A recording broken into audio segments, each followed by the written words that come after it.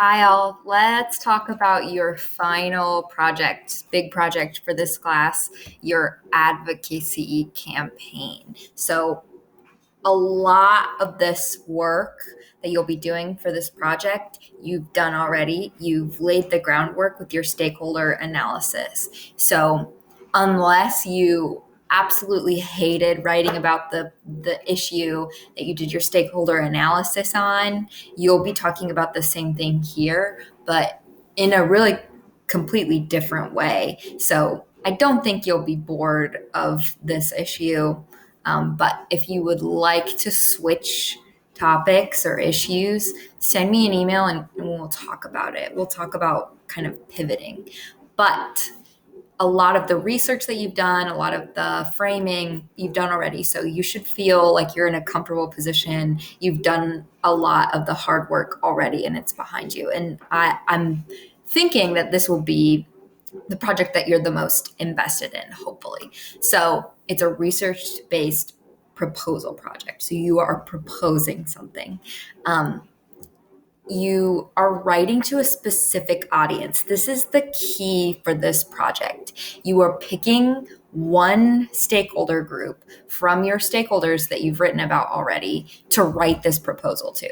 So chances are you are going to want to pick a key stakeholder because you're picking someone that has the power to make this change that you will be proposing. So as I'm talking, you're probably thinking about the stakeholder group that you would be it would make the most sense for you to write to in order to precipitate this change. So please pick a change that you personally believe in. It's not a traditional argument paper, but you are making an argument, and I want you to argue for something that you care about. The most persuasive writing is the writing done by someone that cares about the issue. So pick a solution that you personally believe in. You want to make sure that you go back and hone your problem and you have a very clear problem. Again, you've done a lot of this work in the stakeholder analysis.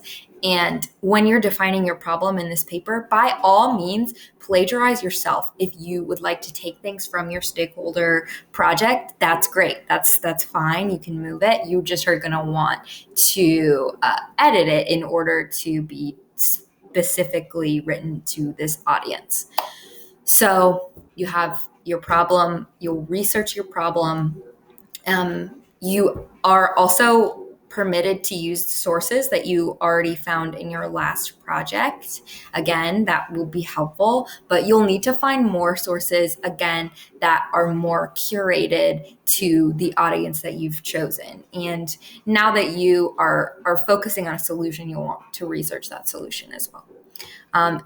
You have to identify a clear course of action that your audience should take. So you should be able to outline steps for your audience. I think once you see examples of this, it will be a little more helpful, but you have to have a plan. They are going to take this proposal off of their desk and then perhaps possibly implement this plan. So it needs to be clear.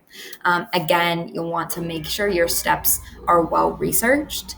And this is important. You'll need to dismantle counter arguments. So you'll have to think, okay, what might this audience say is a deterrent for this happening? What might this audience believe that I need to tell them is not true? It's a hurdle that we can get over. So you have to talk about possible counter arguments. At least one solid counter argument you'll need to dismantle.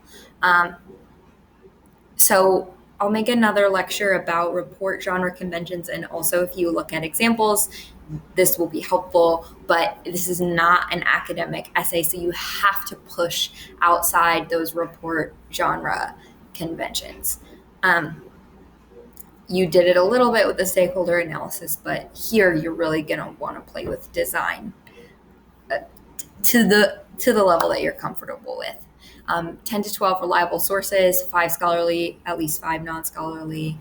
And then you'll want to integrate at least one visual element that helps explain your research or proposal. If you want to make your own infographic, you can use the infographic that you made if that could possibly apply to this problem, or you can find something online as long as you cite that image correctly. If you make your own infographic, you don't need to cite it because it's yours. But if you find something else, you need to make sure that you are citing that correctly in MLA. You can find instructions in your textbook or at the Purdue OWL on that.